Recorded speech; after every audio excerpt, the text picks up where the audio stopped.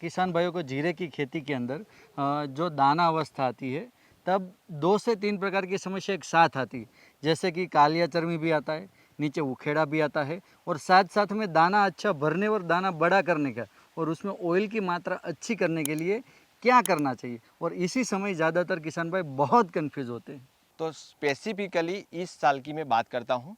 Normal situation भी थोड़ी बहुत ऐसी रहती है, लेकिन इस साल में थोड़ा भारी माहौल है।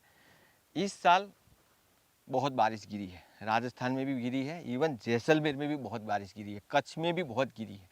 मतलब बराबर 20-25 सालों का जो रिकॉर्ड है वो तोड़ दिया है।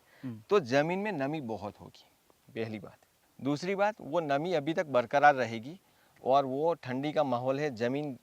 और आपको पता है कि जहाँ जहाँ पे जीरा होता है वो ज़मीन कैसी है, लवणीय है।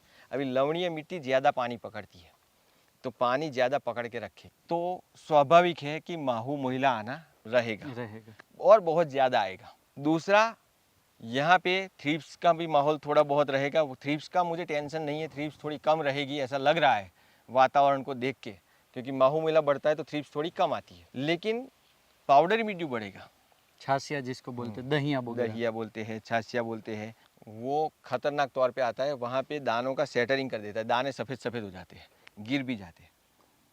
और ये तो मैं आपको रोग की बात कर रहा हूँ, और आपने तो मुझे ऐसा पूछा है कि दाने का साइज़ बढ़ाना चाहिए, दाने में ऑयल बढ़ना चाहिए, कलर क्वालिटी बढ़ना चाहिए। तो ये सब के लिए जो मैंने किशन भाइयों बताया था, पहला दूसरा तीसरा स्टेप में जो बताया था, खास करके फिर से बताता हूँ कि आपको लास्ट में जिंक बताया था। तो जिंक का फ्लावरिंग के टाइम पे एक स्प्रे करना चाहिए, सिलिकॉन का 1-2 स्प्रे करना चाहिए, कैल्शियम नाइट्रेट या तो नैनोविटा कैल्शियम का स्प्रे करना चाहिए, 13-0-45 का 1-2 स्प्रे करना चाहिए, फॉस्फोरस और संचार जो मैंने पहले ज़मीन में डालने के लिए बोला था, बाद में यूरिया के साथ सल्फर बोला था, वो डालना चाहिए। वो डालने से आपका दाना मजबूत रहेगा, कलर क्वालिटी भी आएगा, थोड़ा रेजिस्टेंसी रहेगा। लेकिन इस दानों की अवस्था में ज़्यादातर अभी 2 पार्ट होते हैं।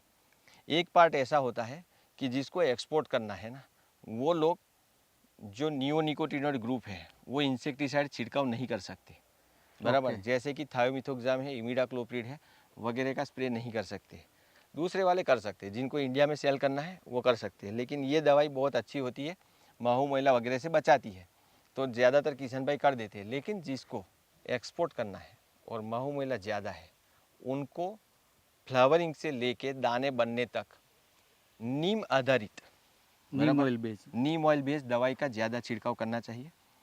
मॉइस्चर नमी जब ज़्यादा रहती हो तो बायोलॉजिकल वेपन्स जैसे बेवेरिया बेसियाना वगैरह का प्रयोग करना चाहिए। और लास्ट में आपको अगर स्प्रे करने का मौका मिले, दाने बन रहे हैं, अभी दाने सूखे नहीं है, हरे दाने हैं, तब एक ट्राइकोडर्मा और सुडोमोनास का स्प्रे करना चाहिए।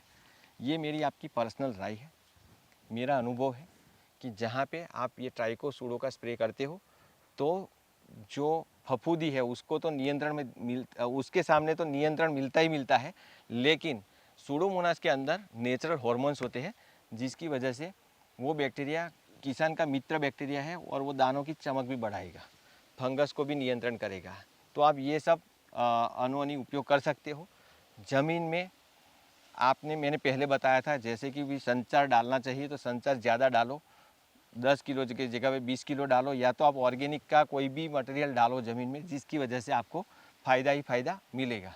उखेड़ा अगर बहुत आता है तो आप फ्लावरिंग के टाइम पे ज़मीन में ट्राइकोडर्मा डालो और फिर पानी देना बंद कर दो।